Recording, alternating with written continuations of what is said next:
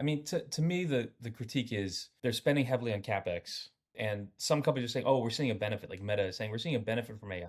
Amazon's saying, "Better," but there's a lot of questions like, what if you weren't spending on that on AI right now? What if no one were? Would your numbers be up just as much?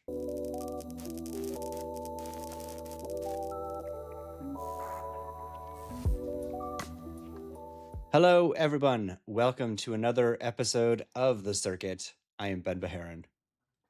Greetings, programs. I'm Jay Goldberg. All right, Jay, we are on CapEx to the Moon Part 3, otherwise now being shared around investor circles as CapEx Palooza. It's all bigger, bigger than we thought. Microsoft, obviously, as we talked about before, guiding up was great, was big. Google now saying 175 to 180 billion, and now Amazon saying 200 billion, and that's just after the first quarter. These numbers can, of course, go up through the roof. And what's interesting, and we kind of touched on this, and this was just last week with Microsoft. This is a continuation of that.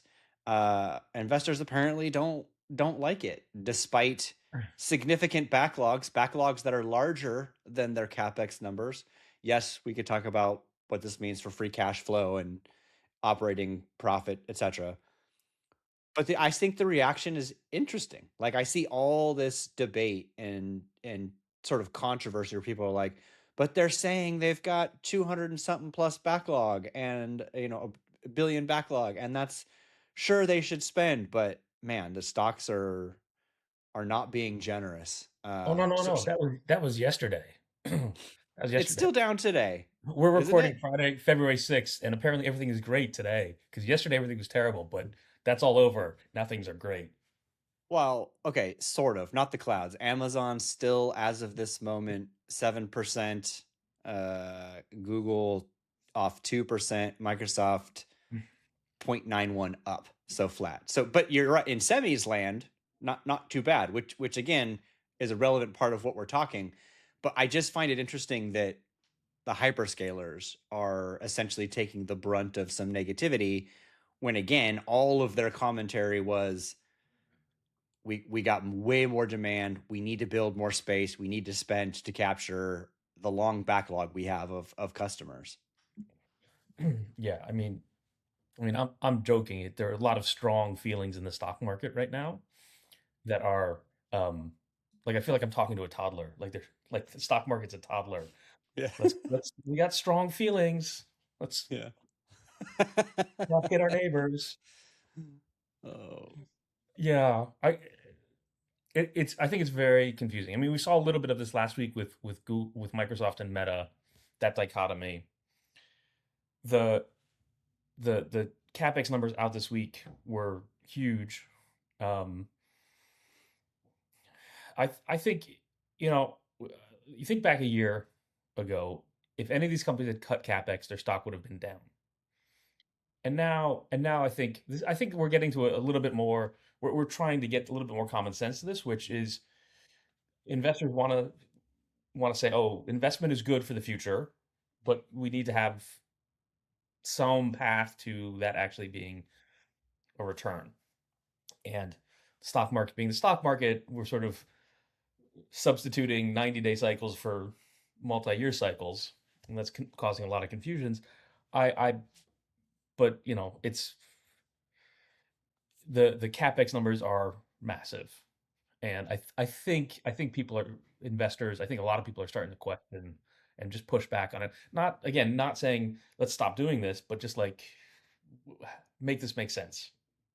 Yeah, and I think what I guess is an interesting sort of question then is, Microsoft has done this, and I think they did it also last week. Google's commentary and Andy Jassy's on their call yesterday was like very clear. They are continuing to see a return on that invested capital. They have a framework to justify the spend that they're having. They're talking to customers. They believe that demand is their long term. So it's like they're saying all the right things, but I guess people just don't believe them, or they need more evidence that that's true. because they're saying that, right? I think they're saying the right things, but it's not making a difference. Yeah, I saw you had posted something, his transcript, and I read that post that you're quoting here, and just like it didn't quite make sense. It didn't quite make sense to me in that there is they say they have a framework for making a decision.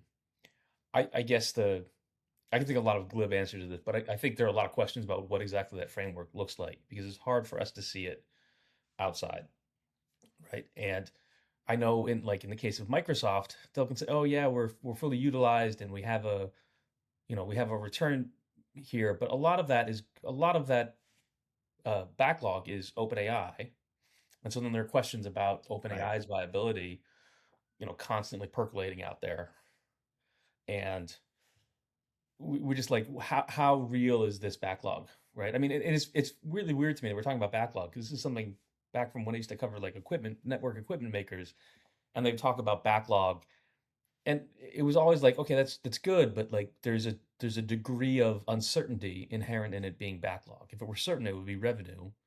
So there's a Right. degree of uncertainty. Is it 10% uncertain? Is it 90% uncertain? And we don't know how to do that math with these companies yet because they haven't shared it.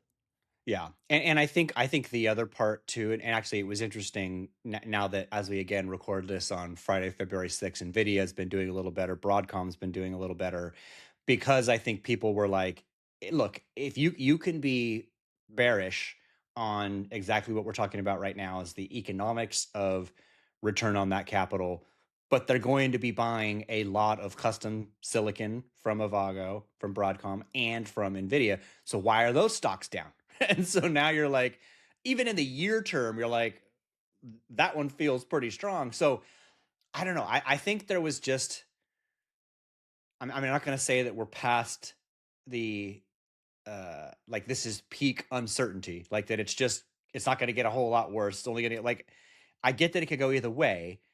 The reality though is from a compute standpoint, almost all of them have said the vast majority of that capex is going to compute infrastructure, whether that be land, right, power, and or GPUs slash custom silicon efforts. So like that's the big beneficiary here, regardless of, right, like you said, how much is guaranteed backlog. They're going to buy that stuff and fill factories, AI factories with it. um so that's why I thought it was interesting. People were like, well, why is Nvidia down? Like, this is weird. They're just telling you they're about to buy a bunch of GPUs. Why is Broadcom down even some? Even Marvell's back up today, right, on some of the Trainium conversation. So anyway, I guess cleaner heads prevailed, but that was an interesting. It's like everybody was just like, nah, sell it all right now. Yeah, I mean, I really think a lot of what's taking place here is there's a sort of broader market rotation away from tech and AI, which is different than saying that the AI trade is over. It's just that the sort of the portfolio managers are sort of allocating away from tech. They're very exposed to tech. We see this a lot in the sort of the start of the year where you you're, you're right early in the year you sort of reposition everything. You're like, oh, it's gonna be different this year. We have our gains from last year. We did well with tech, but like let's like now we made so much money from tech last year. We have to sort of allocate down and move. I think it's those kinds of things is really what's driving a lot of this more than specific like this company is good, like picking one winners and Sure, losers, right? And sure. that's why everything is down together.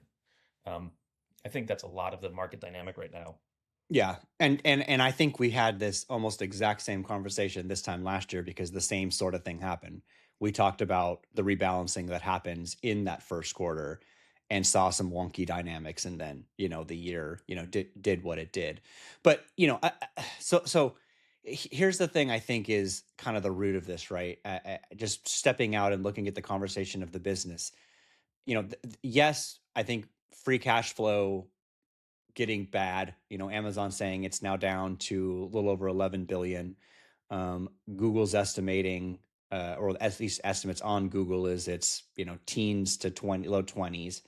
Um, I get it, right? And we talked about this, I want to say, a handful of episodes ago, where people were looking at this saying, well, what's the revenue, right, as a percent of capex? And it was like in the 20%. And now it's up to 30, 35%. So you're continuing to see the the constraints come on, right? Like it's now becoming a bigger part of that revenue.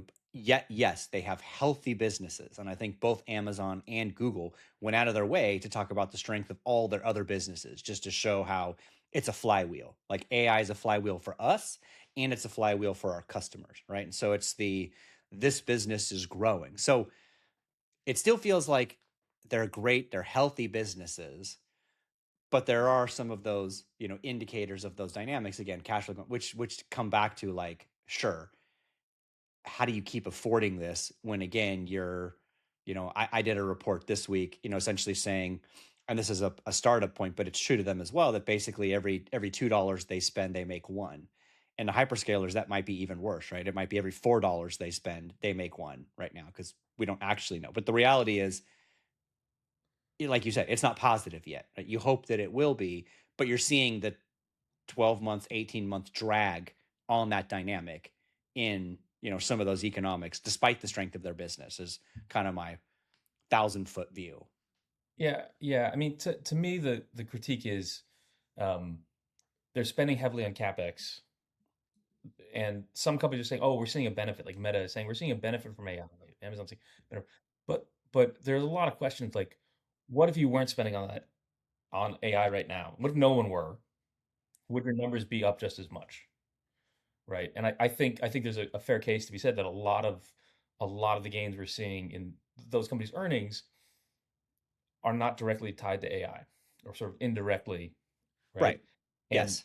and so then that goes to the question, like you put up something on Twitter yesterday, or maybe you shared it with me. I don't know if it was online, but right, CapEx this year looks like it's gonna be $700 billion This year. across the Yeah. hyperscalers, right? And it was 500 last year, 600 last year, right? I mean, that's a lot of money. You sort of add in, what went the year before. We're talking about $2 trillion in CapEx. If you get a 10% return on that, that's you know $200 billion a year in incremental earnings that need to come from that investment, which is like, call it $400 billion a year in revenue, and it's a 7-year payback. So you need to do that. You need to have earnings increasing by that much every year, and like we're nowhere near that, Yeah. right? Yeah. There's a couple things I wanted to point out, just because this is some industry points as we talk about this, that Andy Jassy said on the call that I actually thought were extremely relevant, right?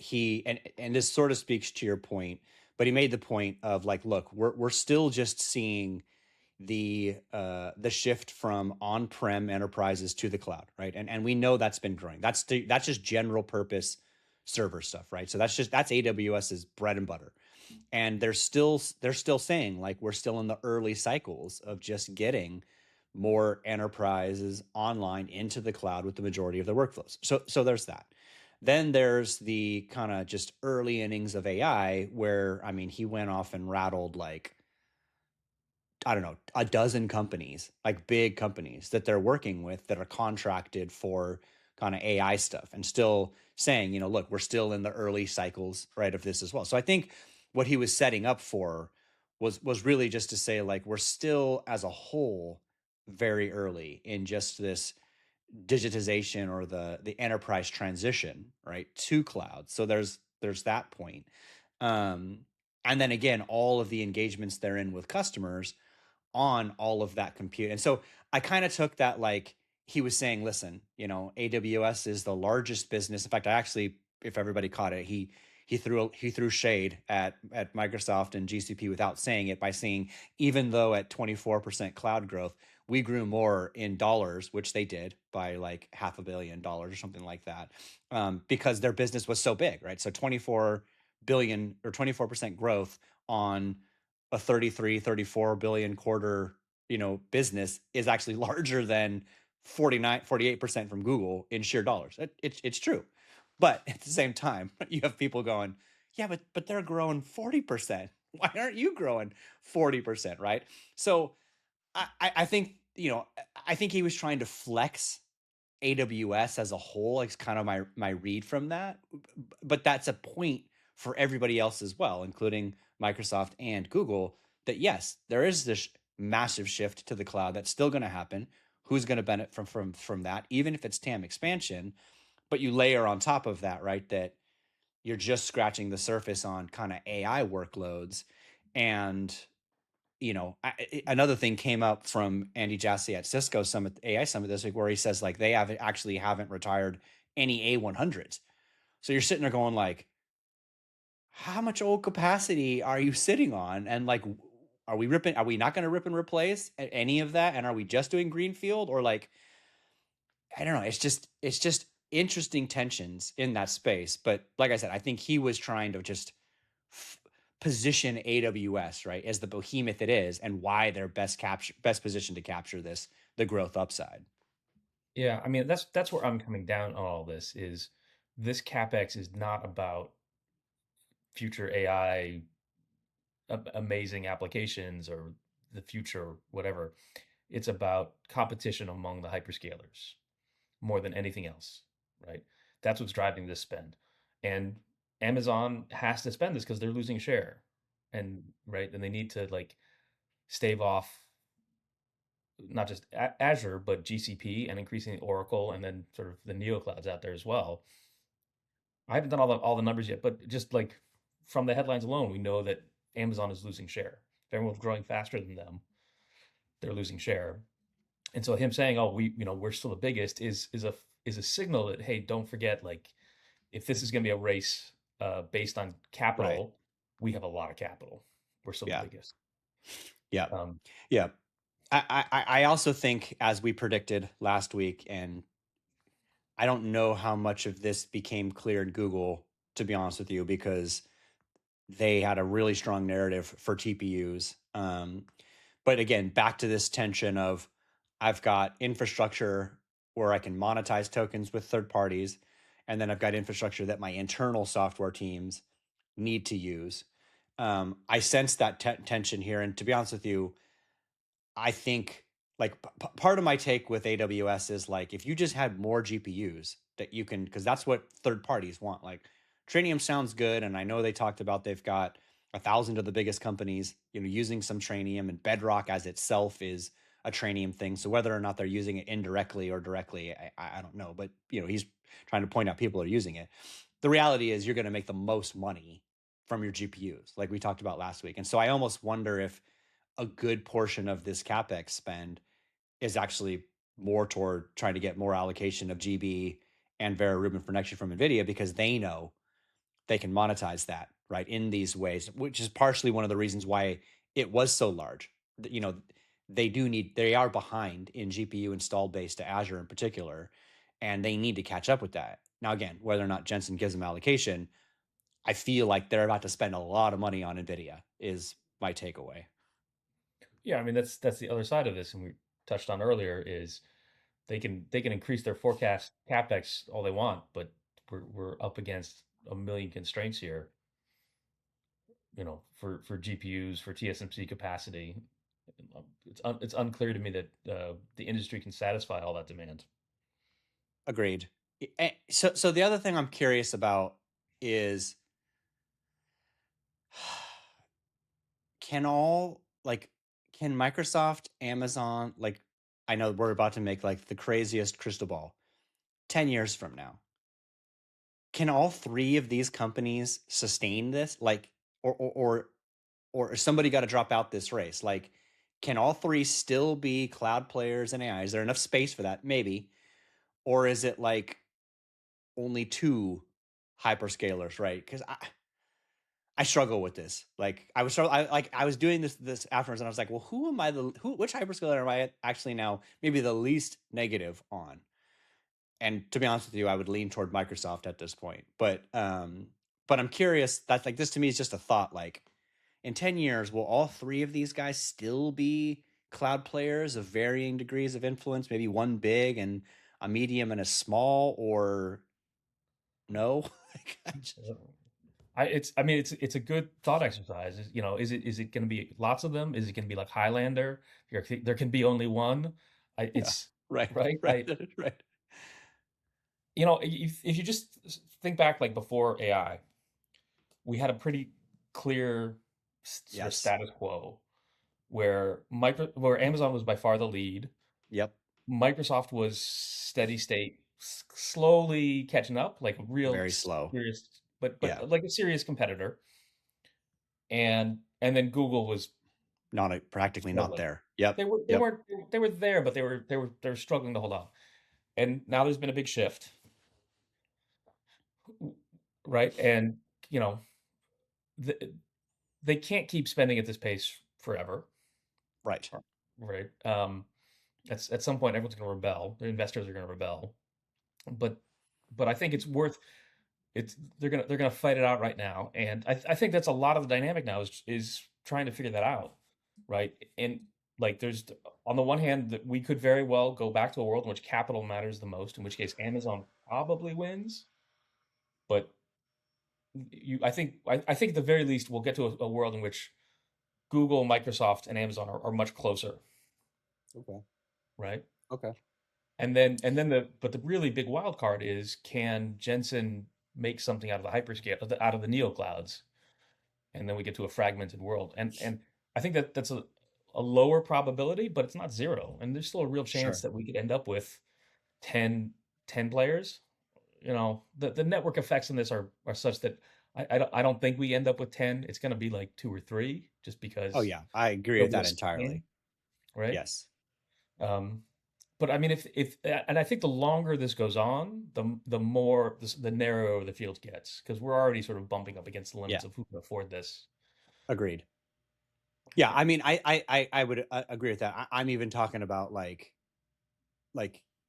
can Microsoft can Azure, GCP, and AWS all rights be in play, and I think they can. I just think it's varying degrees of uh, of dominance, and that's why I keep coming back to what I like about Amazon and Google is the flywheel for other businesses.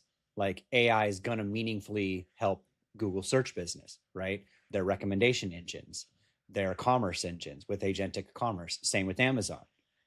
Like Microsoft has Office, it's like, and then some Azure services. Like they don't have the same flywheels that Amazon and Google have to just keep on right generating profits that help sustain this. So I don't know. That's just anyway. That's just been talking out loud as to where he's today. To as we wrap on this, to Jay's point, just to give some recent estimates coming from our friends at Morgan Stanley, they're putting now 2026 at 716 billion.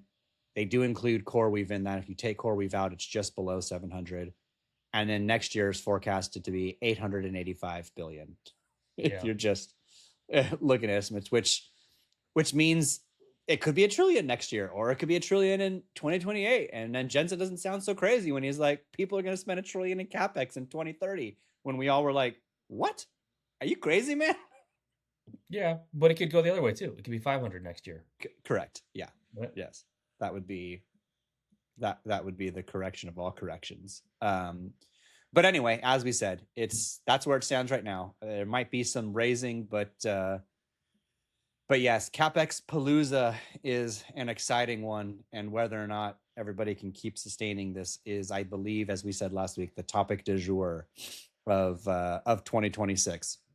All right, interesting stuff happening in the ARM-ish world, and also Qualcomm. Kind of a take of all MediaTek also reported this week. So some interesting dynamics to talk about. I'll start sort of by where Qualcomm reported, and obviously handsets are awful. MediaTek sort of said the same thing. Handsets are going to be down, and obviously Qualcomm still makes a good amount of business from handsets, even though they're working to diversify, and pointed to auto at its 35% growth, of the fastest growing business there, as a part of their long-term diversification efforts. But still, mobile being a drag this year is going to be tough. And again, the memory question came down. What was interesting was that ARM was off also, because I think of MediaTek and Qualcomm's mobile stuff, but then recovered when people, I think, started to put the dots together on the data center momentum for ARM. That's 100% going to be this year. So it was just sort of interesting watching everybody those dynamics go. So let's dig into that a little bit. I'll let you top line takes, and then we'll get into the nitty gritty. Yeah, Wednesday was fantastic. It was like March Madness for me. I had three companies reporting after the close, and it was interesting. ARM and Qualcomm were both down after hours on their reports, and I was scratching. Man, we were talking about this. We were, scratching our heads. What's going on? And this is just a reminder that after hours is not a Right. perfect indicator. Right. It's very thin, and so what we saw was the next day, ARM was actually up pretty significantly. It's up a lot on the week because the numbers were good. Qualcomm, on the other hand, was down during the call. It went down more by the end of the call and then stayed down the next day and is down for the week. Um, to me, it was interesting. ARM went out of their way to like really quantify what the impact on memory was, and this is a theme I've heard now from a few companies, which is memory is a big headwind. Memory is getting very expensive. It's going to be a headwind on demand for consumer electronics this year because everything's going to be more expensive. Um,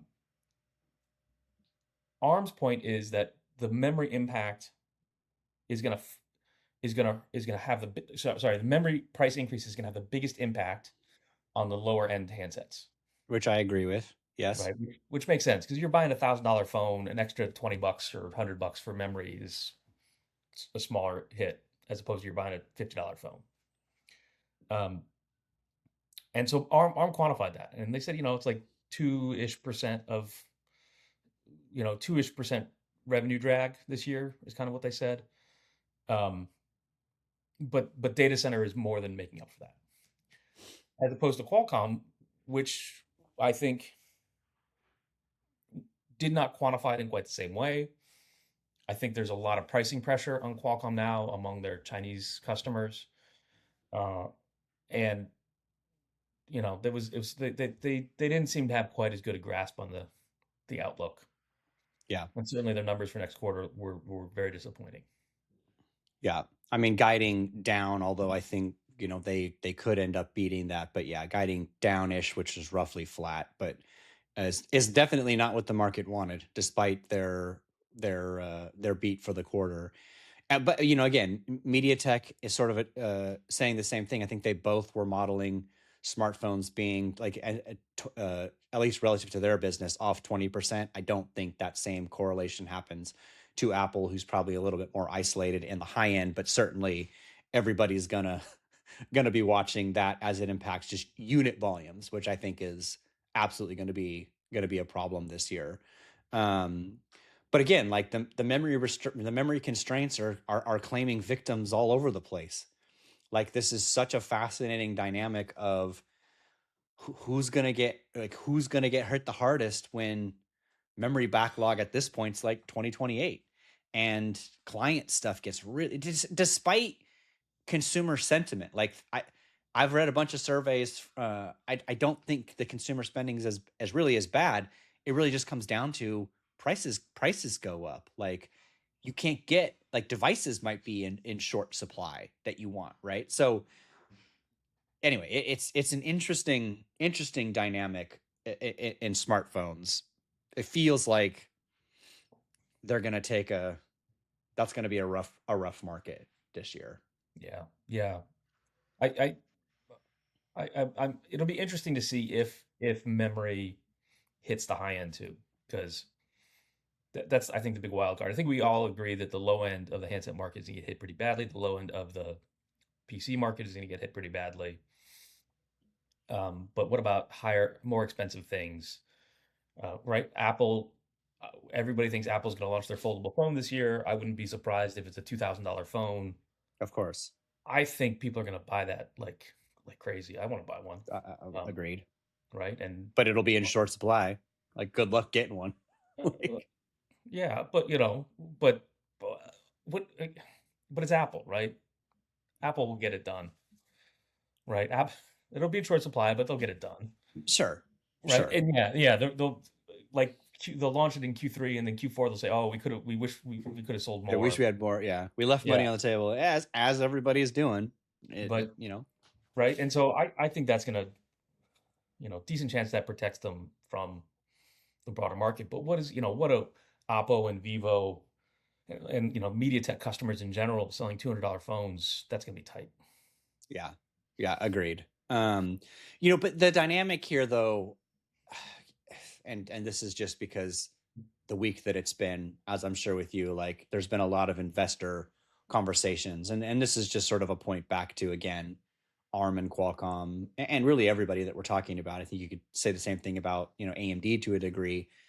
There's long stories there that make sense. Like the business as a long haul, yes, but why own it? Like why own it now when you have other companies that are going to be like perhaps 100% right growth for this year in stock, right? So there's so many other attractive picks. It's like, why own some of these now when really it's an end of the year or even a 27, 28 growth story, which is true. And management tells the long-term thesis of growth. I get it, but there's sort of the back to like you're up against some pretty steep competition in semis land and to some degree, right? The AI trade. Um, and that I think is becoming a hard case for a lot of folks to make when again you're telling the growth of the business is coming, it'll be there, but it's going to take time, right, to develop. Yeah, I think there's so many other things going on in the stock market right now. Um, there's clearly still appetite for the AI trade, but I think there's going to be a lot more selectivity. I think we certainly saw that this week. Winners do winners live and losers get punished horribly. Um, but I know there's still appetite for the AI trade. It's probably less than it was last year, just in terms of allocations. Um, but it definitely feels like it's going to get more selective, right? I think so too, and I think I wonder if in that, and you could sort of tell me because I don't have to make necessarily the same like money decisions as folks on the buy side, but like I wonder if there's something that says in this re-rotation, like let's put this into some conservative stocks that we're pretty confident are going to be 10 like some value plays versus some of these riskier high growth plays, right, which you're seeing, and especially when some stocks have volatility, it's rough, right? So I wonder if there's sort of a short term, let's find some value plays, see how this shakes out, right, versus kind of this volatility that we're seeing. So some safety, I guess, right, in value. Yeah, I mean there are all these heuristics that the street has about what to buy at what point in the economic cycle, right? You like you buy consumer staples during recession because people are always going to buy cereal and milk and toilet paper, right? If they're not buying a $2,000 phone, that can come and go, but the staples are always going to buy. Like that's the sort of thing you look for. But I don't think that's clear to anyone right now. There's a lot of debate about whether or not we're in a consumer downturn. I don't think you and I are seeing it, but I know people who feel pretty strongly that Sure. employment isn't great, and like outside of Right. the AI trade, it's right. There's lots of macro softness in China and Europe. Uh, so I think there's a lot of uncertainty about where exactly we are in the economy, which is beyond our scope, fortunately. I think in semis, I don't know. I don't know what's going to happen. It's I mean, if we knew Jay, we'd be like, from the future making bold picks, but we don't know. So anyway, I'm not going to get terribly worked up on the stock point. Like I said, I think there's a lot of structural things. I guess, again, top of mind for me still remains. I just sense all the tension in uneasiness of hyperscaler capex, and I think that's central to get resolved before we move forward meaningfully um, yeah. I mean, it's with all with it's all with seven sentiment. companies. It's 7 companies driving everything. Yeah, And I yeah, mean, not just in tech, but to some degree the broader economy as well, which yeah, is great while yeah. while enjoy it while it lasts. Agreed. All right. So as we wrap, some interesting news dropped with a company that Jay and I have started to track a little bit more closely called SciTime. I don't know how familiar everyone is with it, but I do think they are an interesting one to watch. We can talk a little bit about what they do if people don't know, but they're in the kind of timing market when it comes to silicon. Skews a little bit more networking for now, but have done very good a couple of earnings quarters. And then this week announced that they are buying a division of Renesas that highly complements their overall business and could put them on a pretty quick trajectory to be a company doing $1 billion in revenue a year compared to where they are today. So I'll let you, Jay, sort of give the high level on that. I do think it's worth us going into SciTime and our friendlies there. We might get some execs on our show at some point. But give a little bit of the background and then kind of the deal that happened. Yeah, so SciTime, I've been fascinated by SciTime for a while now. It's a super interesting company. Every electronic device out there needs a timer, like a really, really precise timer, Yeah. just to keep all the chips in sync, right? And often chips will have, packages will have multiple timers. And historically, we've used quartz crystals as the timing mechanism, um, which is not technically a semiconductor. And It's a SciTime came material. along and Yeah. said, we're going to Yeah. do timers built out of MEMS, like tiny little nanoscale machines, which is a semiconductor technology, which means and because It's it's semiconductor based, it is programmable, yeah. loosely speaking. And that opens up a lot of really interesting design possibilities inside chips. And there are pluses and minuses for why when MEMS are good and when they're not. Like it's it's all like all things in engineering, there are trade-offs, but SciTime has done a lot to really push out the frontier of where MEMS timers are useful and applicable. And they really they've been around for a while. They really started to gain traction. They were in the iPhone. Then there was a technical problem. They lost the iPhone, and I think they won it back, or I don't think they won it back, and that sort of grew a lot of their initial volume. But now it's starting to become clear to people that they have a pretty significant opportunity inside of AI systems. Um, we don't have to get into the reasons, but there's a really really interesting play for them in the data center around AI, right? And and so that's starting to come out in their numbers, right? And so suddenly they're now part of the AI trade, and people are looking at them in a new way. And then this week they went out and bought uh, the timing division out of Renesas, which used to be Renesas acquired IDTI 4 or 5 years ago, and Renesas over the last few years we've actually touched on them a couple times. They're interesting. They're this historically they were just like a works program for the sort of leftover bits of the Japanese electronics complex, right? And there wasn't much strategy. It was kind of lumped everything together. It was a very boring company. But over the last few years, they've gotten much more dynamic. They've been very active on M&A. Um, they have a clear strategy. They've been pruning things. This is not the first business they've sold off, which is Right. really pretty rare in Japan, especially for where Renesas used to be. And so now they sold off the timing business. So I knew the team at IDTI who ran this years ago, and it was like the sleepiest part of the company, right? Before it was part of Renesas, like it was just very sleepy. I had a friend who worked on one side of IDTI, and he'd been like sort of tasked with like, oh, now you get to run some function in timing too, and he was really unexcited about that because timing used to be really really boring market, and Yeah. Yeah. right, To say the least.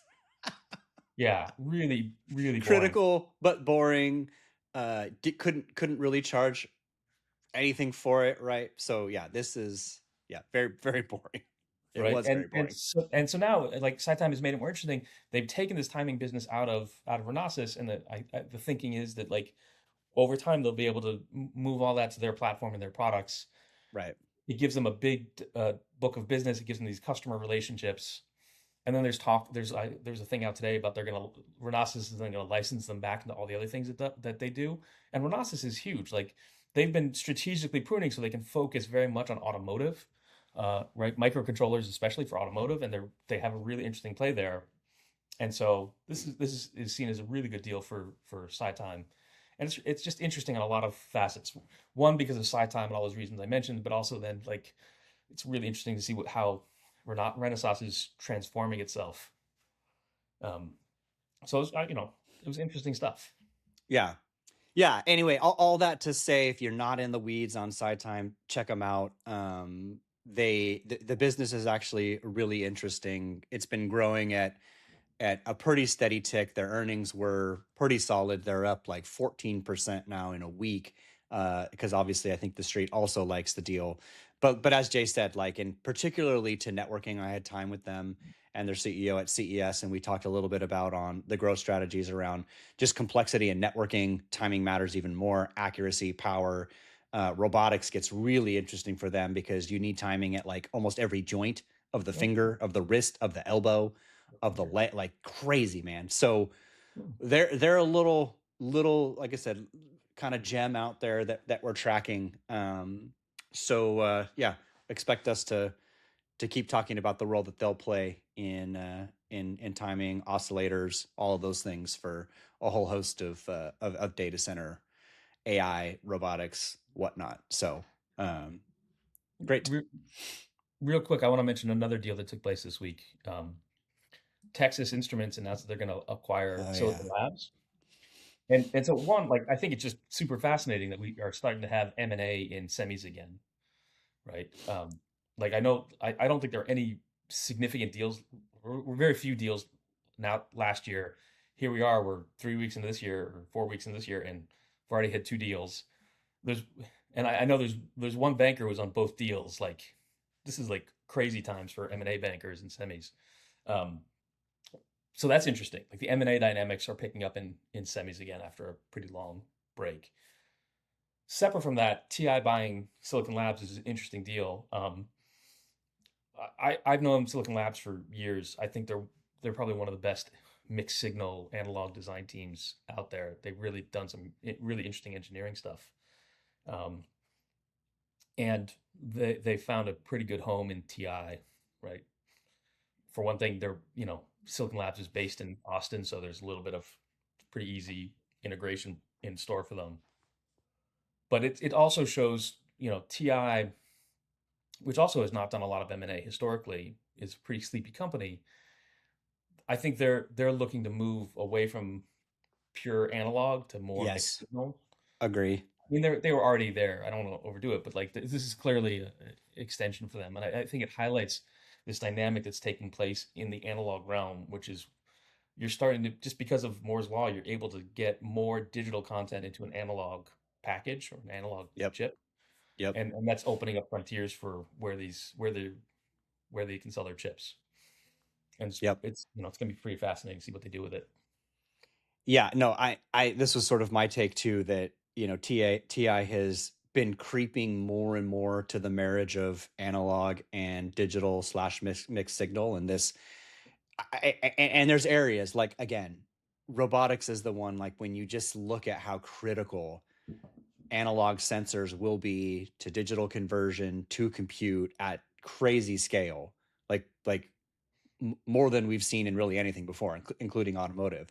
Um, this is an interesting integration, right? An adjacency, but just shows the integration opportunity, to one, come to TI, right? For both these things, get your sensor, your analog sensor, and your mixed signal, digital analog conversion, etc. Great to have one vendor, right? And there's not a whole lot of people in analog, right? It's them and to some degree ADI. Um, so super strategic with this, I think, shift. I think robotics and autonomy and physical AI is one of those things that's central to their strategy here with this deal too. So Yeah, it was also interesting to me that like the market really likes this deal. TI was paying a pretty heavy premium. They paid like yeah, 70% premium for Silicon Labs over the stock price.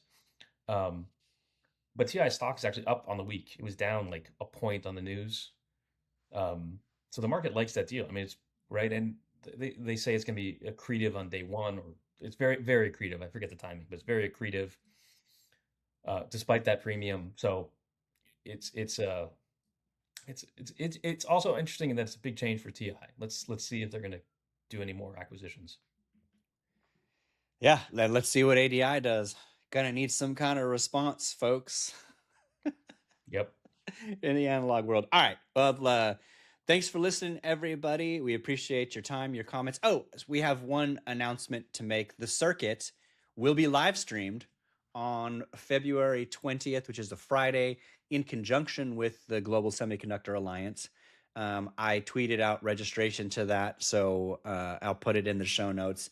If anybody wants to watch us live, take topics or talk topics, take questions, it will be a first for us to live stream. You'll obviously still get the entire episode and listen to it anytime you want on your podcasts. But if you do want to see Jay and I be animated, and Jay sometimes give me the looks that he looks when I say weird things, like then watch our live stream to the circuit on February 20th. So stay tuned. We'll talk about it again next week too. But look forward to that, and we'll talk to you all next week.